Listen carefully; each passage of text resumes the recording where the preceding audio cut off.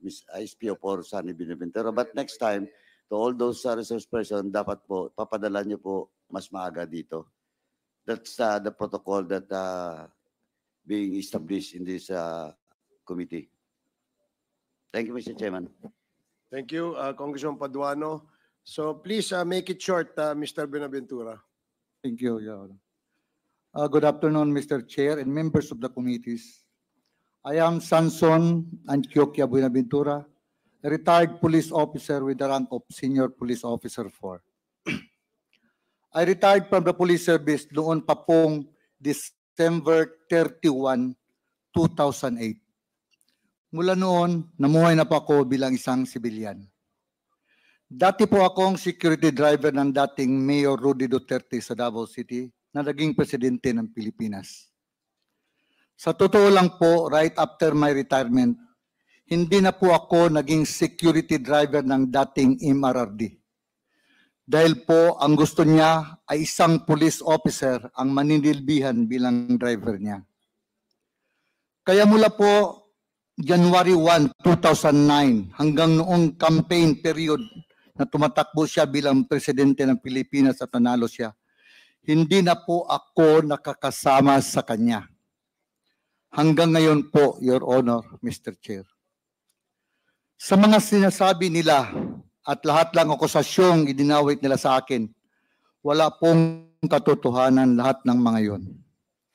Nanood po ako sa Quad Committee investigation at lumabas at binanggit ang pangalan ko from the affidavit of Colonel Royena Garma.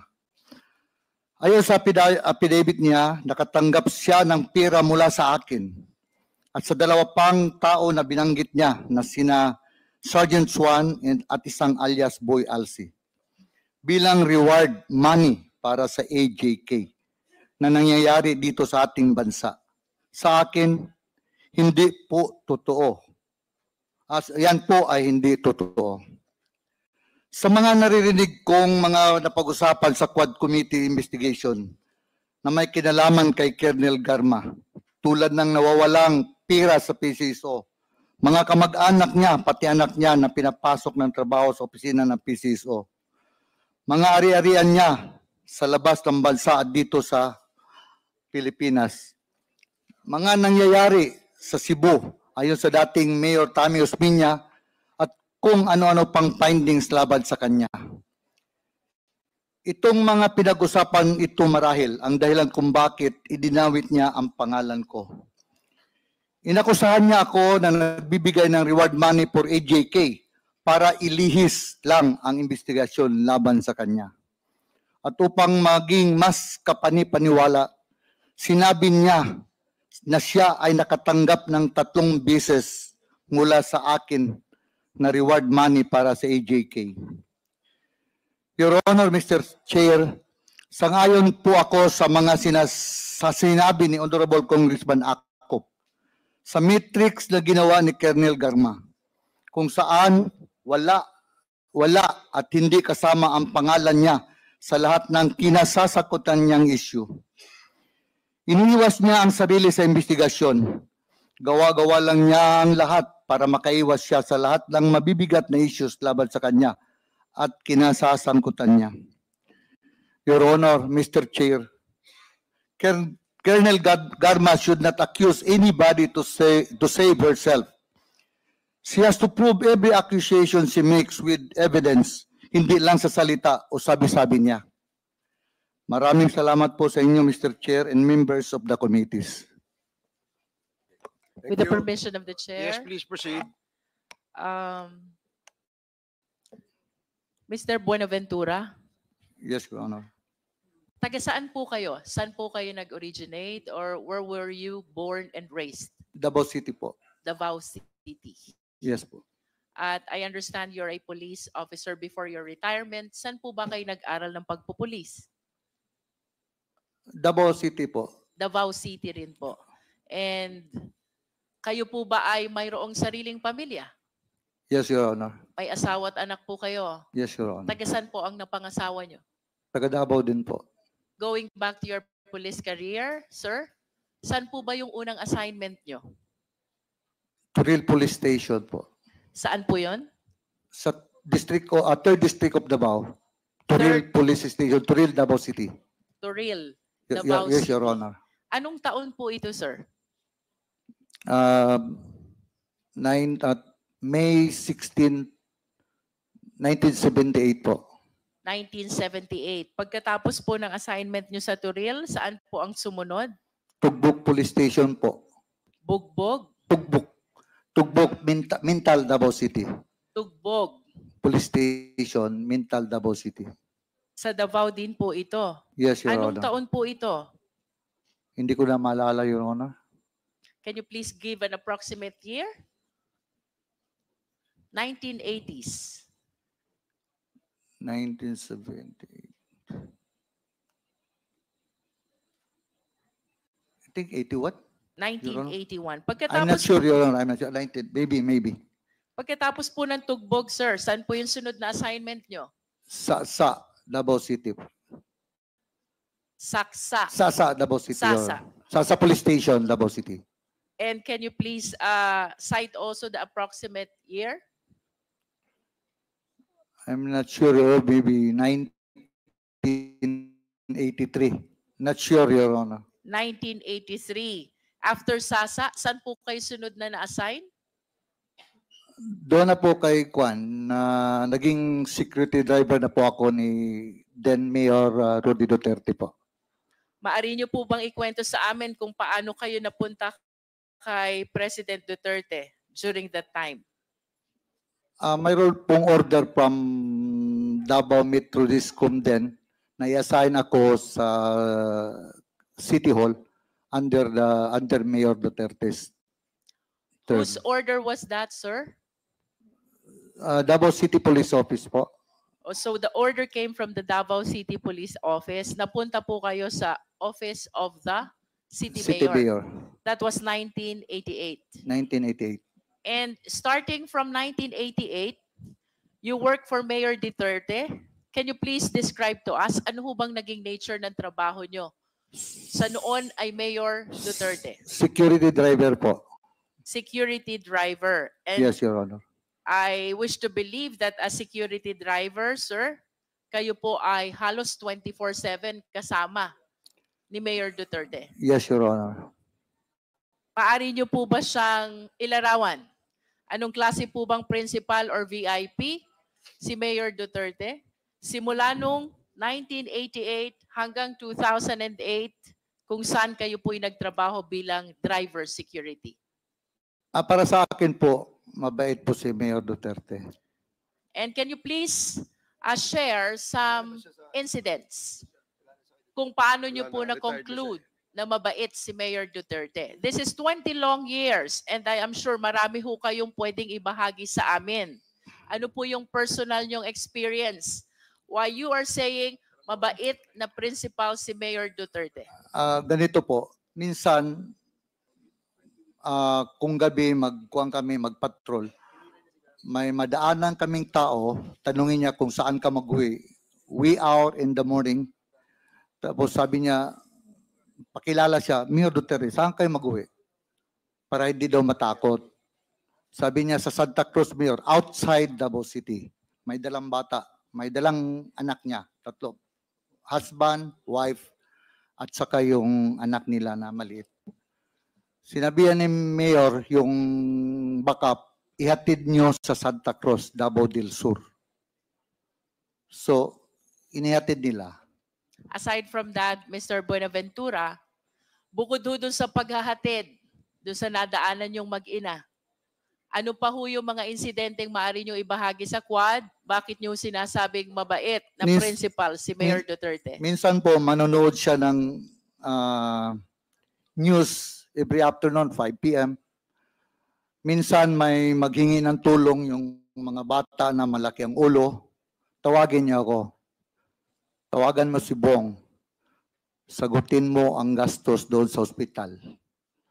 Tapos, huwag niyo nang sabihin kung saan galing. By Bong, are you referring to Senator Bongo? Yes po, yes po. And with respect to you as a driver bodyguard, personal driver and bodyguard of Mayor Duterte, ano pong naaalala niyong insidente why you are concluding na mabait na principal si Mayor Duterte. Sa inyo pong personal na buhay, ano pong nagawa ni Mayor Duterte? Marami po. Can you Y- please yung mga- share some? Yung mga bata na cancer patient, binilihan niya ng bahay. Sir, I am referring to your personal and family life. Ano pong Ah, naitulong sa inyo Yung ng asawa dating ko po, Pangulo? kasi yung asawa ko may cancer, breast cancer po. Tapos sabi niya, anong problema mo? Sabi ko, okay lang sir. Sabi ko, okay lang. Tinawag niya si Bong, Bong, tulungan mo si Sunny. Yung tinulungan po ako. 2 beses na operahan yung misis ko. Cancer patient. Ngayon po, at least, wala na siya. Okay na. Ayos, actually, na-cure po siya, na-cure. Nasaan po yung misis nyo ngayon? Nasa Davao po. And in addition po dito sa hospitalization ng misis nyo, ano po ba ang naalala nyo na naitulong ni Mayor Duterte sa pamilya nyo? Wala naman po, kasi ako po, talaga, may sinabihan si Mayor. May sinabihan siya na yung kwan, sabi niya, son, sabi ni Mayor, ito si, not to drag myself, ma'am. Sabi niya, ito si Sunny, wala talagang binigay sa akin tong problema. Tinutulungan pa ako. Kasi hindi kasi ako nagakuan sa kanya, sir, ganito problema ko, sir, ganito problema ko, sir, bahay. Wala po, wala talaga. Kung ano lang ang kuan niya, ma'am, na siguro pag wala talaga, kahit sa school, hindi ako nagakuan sa kanya na may problema ko sa mga anak ko sa eskwelahan. Magkano man lang kuha namin yun, walang trabaho pa yung first mga asawa ko. Wala, hindi ako nagakuan sa kanya na ganito, ganyan, kurente, wala. Wala talaga, ma'am. Are you trying to say, Mr. Buenaventura, that for a period of 20 years, that is from 1988 to 2008, Ma'am, sorry po.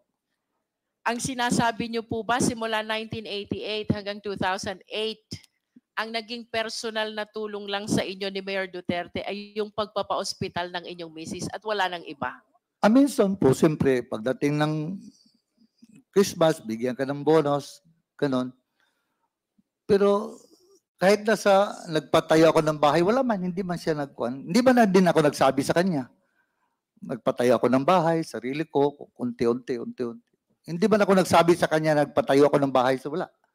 In other words, Mr. Buenaventura, aside from the modest gifts during special occasions, ito lang ang naaalala niyong naitulong na personal sa inyong pamilya, ang hospitalization ng inyong breast cancer na misis. Mayroon naman, ma'am, pero hindi ko na makuha niya, ma'am. Mga konti-konting bagay. Minsan, bigyan ka ng sapatos, search, ganyan lang, ma'am. Mr. Buenaventura, how well do you know the President? Gaano niyo po kakilala si Pangulong Duterte? Mabait po siya sa tao. Bukod po sa mabait na sa tao, what else can you say about him? Kalaban niya po yung mga kriminal. Mr. Buenaventura, I wish to believe na dahil kayo po'y taga Davao, doon kayo pinanganak, doon kayo naging pulis, doon kayo nagkaroon ng unang assignment hanggang sa napunta kayo kay Mayor Duterte. Talagang kilala niyo po si Mayor Duterte. Tama po ba? Yes, Your Honor. As a matter of fact, 20 years of your career in the Philippine National Police was spent with Mayor Duterte. Tama po? Yes, Your Honor.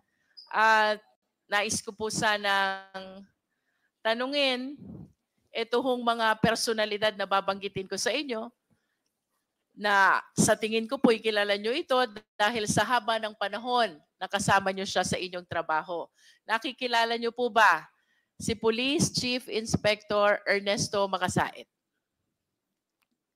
Yes, Your Honor. Sino po siya? Bimidal police officer ng Davao City yun. How about SPO4 Desiderio Dick Cloribel? Yes, Your Honor. Kapwa police ko po. How about SPO4 Fulgencio Pavo? Yes, Your Honor. SPO4 Bienvenido Laud? Yes, Your Honor. SPO3 Jeremias Baguhin? Yes, Your Honor. SPO2 Teodoro Pagidobon, Yes, Your Honor. and PO1 June na resma. Yes, Your Honor. Would you confirm with us na ito pong mga police na nakikilala nyo ay miyembro ng Anti-Crime Task Force ng Davao City Police during the time of Mayor Duterte? Headed by Colonel Makasait, Your Honor. Yes. I will be proceeding to the next batch of police officers, Mr. Buenaventura. Nakikilala niyo po ba si SPO3 Reynaldo Capute? Yes, Your Honor. How about SPO3 Simplicio Capute? Simplicio. Simplicio Capute. Simplicio Caputi, wala po. SPO2 Antonio Balolong. Yes, Your Honor. SPO1 Jim Tan. Yes, Your Honor. SPO1 Ben Furog. Yes, Your Honor. PO3 June Cabalinan. Yes, Your Honor. PO2 Arnold De Chavez. Yes, Your Honor. PO2 Rezalino Aquino. Yes, Your Honor. PO2 Jovencio Humawan. Yes, Your Honor. PO2 Enrique June Ayaw. Yes, Your Honor. PO1 Tata Migueliano. Yes, Your Honor. PO1 Ronald Lau. Yes, Your Honor. PO1 J. Francia. Yes, Your Honor. PO1 Reynante Medina. Yes, Your Honor. Senior Inspector Dionisio Abude Jr. Yes, Your Honor. Bakit niyo po sila nakikilala? Kapwa pulis po sila. Kapwa pulis ko po from Davao City. And would you confirm that they are members of Heinous Crime Task Force? Yes, Your Honor. And that was also during the time of Mayor Duterte? Yes, Your Honor. Ang sunod ko pong itatanong sa inyo, nakikilala niyo po ba si Edgar Matobato? Nakilala ko lang po si Edgar Matobato sa Samal Island, Your Honor. Paano niyo po siya nakilala? One time, may nakita ako wearing sleeveless shirt. Siguro, sleeveless. Nakita ko, may tao kasi, siyempre, pulis ako, may nakita kong tao naka-sleeveless, naglakad, na naka-holster ng 45. At pumunta siya sa isang sasakyan na yung owner type jeep. Mayroon niya siyang owner type jeep. Pag lingon ko, mayroon siyang importin. Napatanong ako sa ibang tao, sino yan? Yan si Edgar Matobato, tauhan ni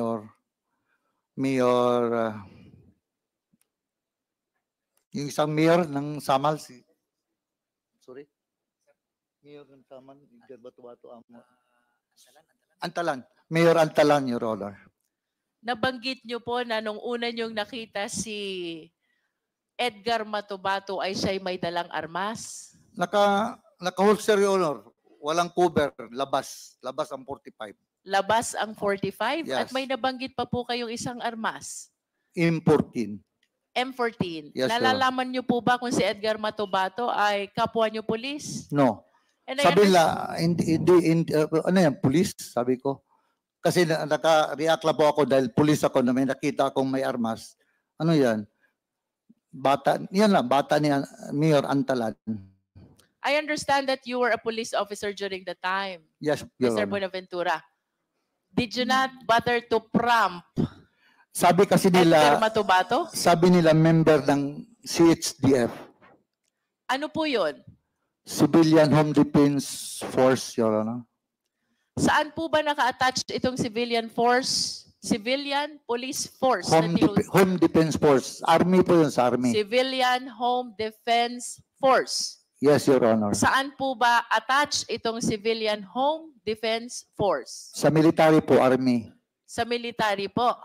Yes, But you Your Honor. were saying kanina na siya ay bata, tao, ng mayor ng Samal. Tama po ba yun? Tauhan siya ng mayor ng Samal. Ano pong pangalan ng mayor ng Samal?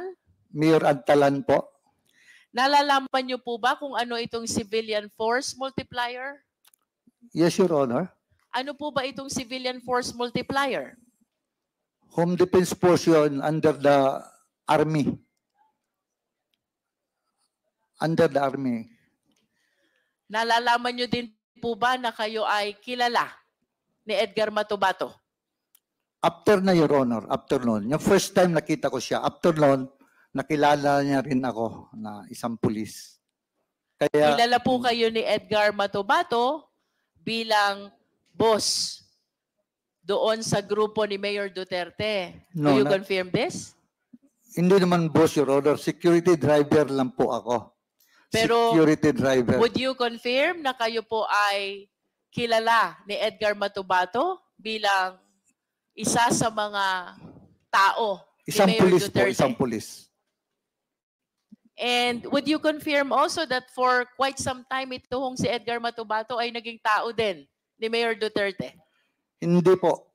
Not at any point in time. Narinig ko yung sabi niya na naging security siya ni Mayor Duterte. Hindi po totoo yan. Hindi totoo na naging security siya ni Basti, naghatid sa eskwelahan. Hindi po totoo yun.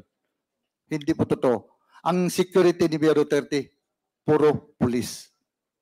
Mr. Buenaventura, may mga babanggitin pa rin po akong pangalan dito. Yes, Your Honor. Nakikilala niyo po ba si Chris Lanay?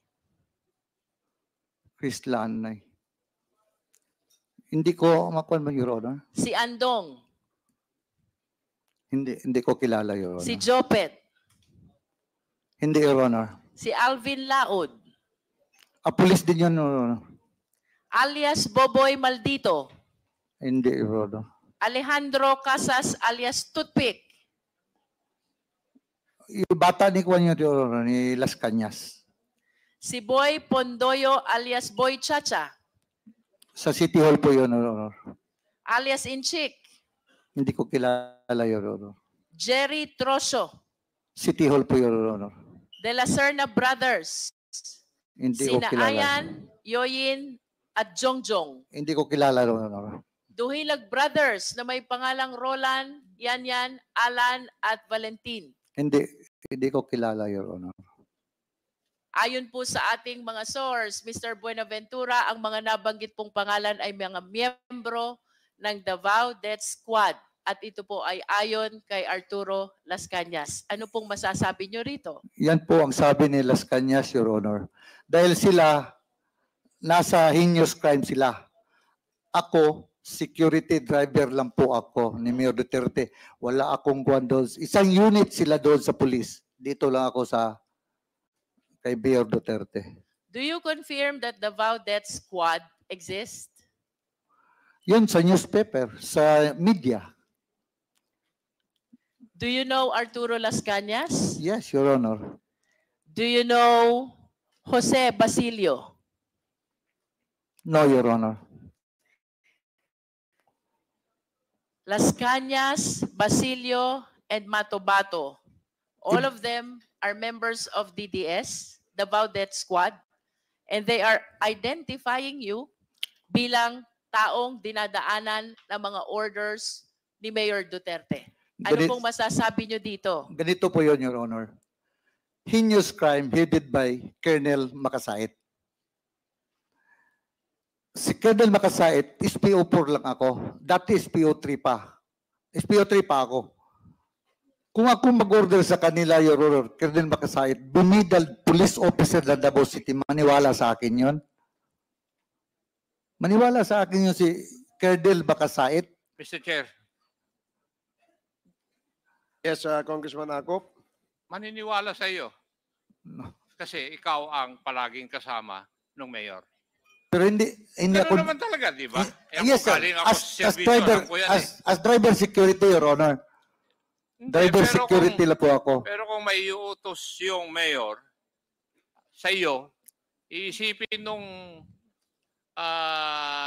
kakausapin mo, galing kay mayor talaga yan. Di ba? Wala mang giutos sa akin na ganyan, Mayor. Iba yung sagot mo sorry. kanina. Your Honor. Hindi ko naman sinasabi kung may iniutos sa iyo. Yeah. Pero yung sinabi mo na hindi pwedeng sumunod si Major Makasait sa iyo, susunod yun dahil ikaw ay driver bodyguard ni Mayor. Kalakaran yun, di ba? Maski naman sa serbisyo, ganun eh. Di ba?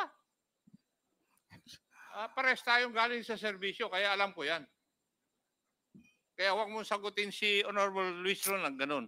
Ang tamang sagot mo, hindi naman ako inutusan ni Mayor. Di ba? Mr. Buenaventura? Yes, Your Honor. Yes. Thank you, Mr. Chair. Mr. Buenaventura, sino po si Superman? Hindi nyo rin po ba alam?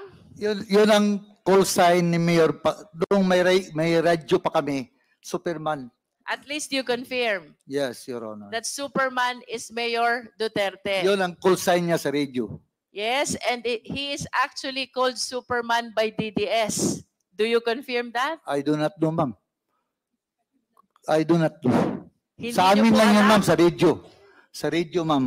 Yan ang call sign niya sa radio. Sa amin yun. Everybody in DDS call Mayor Duterte as Superman. Sino pong DDS, ma'am? Mr. Buenaventura, Yes, Your Honor. are you not confirming to the Quadcom the existence of the Davao Death Squad? Narinig ko lang yan, ma'am, dahil ang nagbigay ng pangalan yan is media. Did you watch the Senate investigation where the President appeared? Yes, Your Honor. And did you watch him confirm that there is Davao Death Squad? Siya po, Your Honor. Yes, Siya po ang may sabi. did you watch him confirm? Yes. Napanood niyo po ba yon? Yes. And napanood niyo din po bang sinabi niya na si Senator Bato ay kasama doon sa Davao Death Squad? Narinig ko po, Your Honor. And of course, you've heard already that Las Cañas is also confirming that there is Davao Death Squad. Sa kanya, si Arturo Las Cañas po ang may sabi din sa kanya. Yes, and even Matobato is confirming that there is Davao Death Squad. Matubato. Yes, Your Honor. And even Jose Basilio is confirming that there is Davao Death Squad. Basilio, I do not know Basilio, Your Honor. But of all the names that I have mentioned, I hope you realize that the President himself confirms the existence of the Davao Death Squad, and you are denying the Davao Death Squad. I did not, Your Honor. Narinig ko lang, Your Honor. I am not answerable for Presidente, Your Honor. Yes, but you are with the President since 1988 to 2008, Yes, Your and Honor. I am inclined to believe that you know almost all the activities of the President. Tama po ba ako? Hindi lahat. And when the President say that he confirms that there is the Davao Death Squad, then it means that there is really the Davao Death Squad. And if you deny that, then somebody is telling a lie. If the President confirms this already, I do not understand why you keep on denying the Davao Death Squad. Sa akin po, Your Honor, narinig ko lang. So, kung nagsabi ang Presidente, narinig ko sa kanya. Before I end my interpellation, Mr. Chair, may I request the Secretariat to please flash the two pictures of the President with Mr. Buenaventura.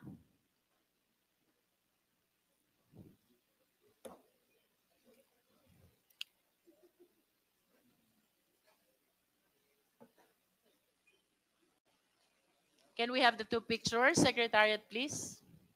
This is only to bolster the fact that Mr. Buenaventura has been with the President since 1988 up to 2008.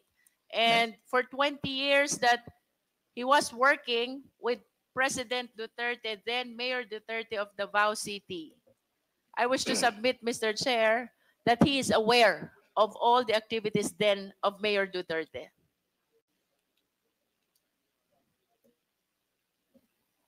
Secretariat.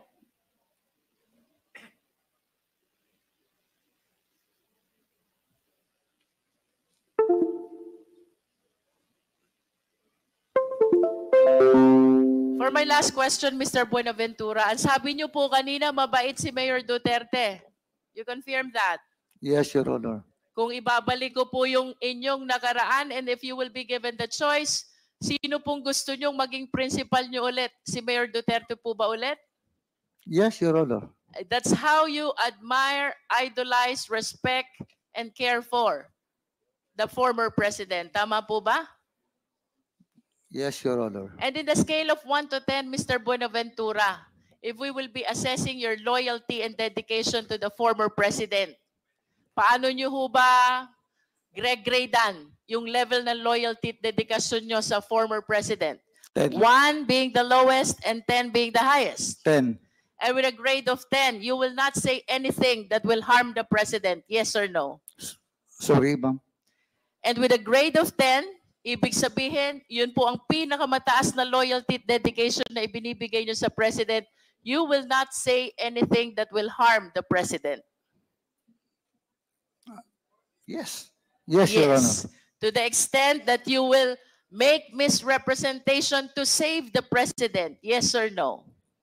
Sorry po. But what do you mean, Your Honor? To the extent that you will be making misrepresentation to save the former president. Tama po ba yun? Yes or no? Yes, Your Honor. With that, Mr. Chair, then I wish to believe that the representations that he is giving Mr. to us Chairman, right now, Can you kindly not translate that to entirely true. Tagalog? Para Mr. Buenaventura, Sorry. kanina po tinanong sorry, ko ma'am. kayo Sorry, Your Honor.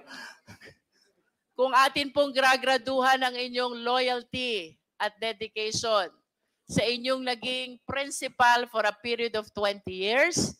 One is the lowest and 10 is the highest. Ted po. Ganun po kataas ang loyalty at dedikasyon nyo sa dating presidente. Tama po ba? Yes, Your Honor. At dahil sa napakataas ng inyong loyalty at dedikasyon sa kanya, hindi po kayo magsasabi ng kahit na anong ikakapahamak niya. Tama po ba o mali? Tama po. At kung kailangan nyo pong magsinungaling, magsisinungaling kayo, mailigtas nyo lamang siya. Hindi po. Tama po o mali? Hindi po. Because you are loyal and dedicated to the former president. Wala At namang... kung kailangan nyo pong magsinungaling to save the former president, gagawin nyo rin pong magsinungaling. Tama po o mali? Tama. Because you graded your loyalty and dedication by 10. At kung kailangan nyo pong ialay ang buhay nyo, mailigtas lamang ang dating Pangulo, gagawin nyo din po ba yon? Yes, Your Honor. See? Kung kaya nyo pong ialay ang buhay nyo, mailigtas ang dating Pangulo, the more reason na kaya nyong magsinungaling, mailigtas lang ang dating Pangulo. Can we please flash the pictures?